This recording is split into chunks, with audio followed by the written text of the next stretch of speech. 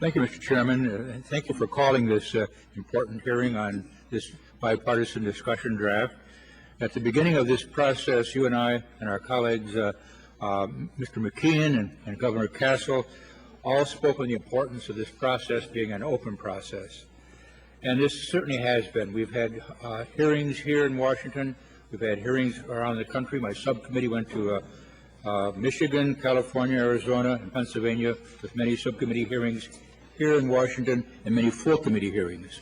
And we received recommendations from hundreds of education people, civil rights, business, and other organizations, and hundreds of our colleagues here in the Congress, including many of our freshmen who were very, very aware of what this bill was when they arrived here in Congress. In recent weeks, we have received hundreds of emails on the draft from parents, teachers, and other educators. And today we will hear from about 40 witnesses who thoroughly have studied this bill. And as we continue to work together to improve and reauthorize the law, I look forward to the continuing openness on this. I've always, and you've heard this many times, Jack Jennings has heard this for 31 years, that I've always believed that education is a local function, a state responsibility, and a very, very important federal concern. It's a federal concern for two reasons. We live in a very mobile society. A person educated in Michigan may wind up in Mississippi or vice versa. And we're competing in a global economy now.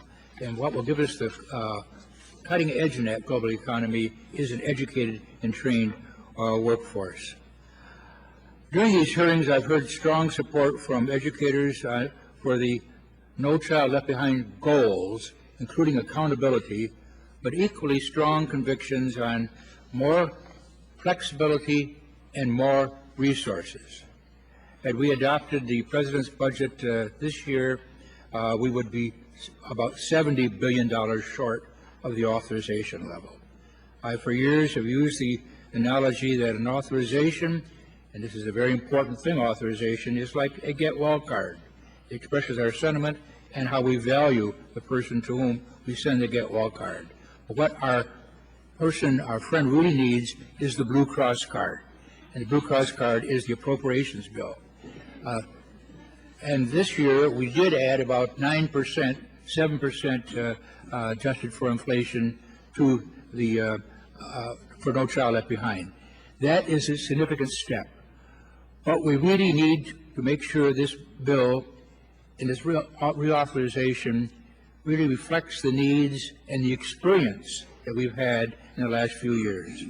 And we have called in around the country and called here again today people who can assist us in that. This process is very open. I look forward to the testimony. And thank you, Mr. Chairman.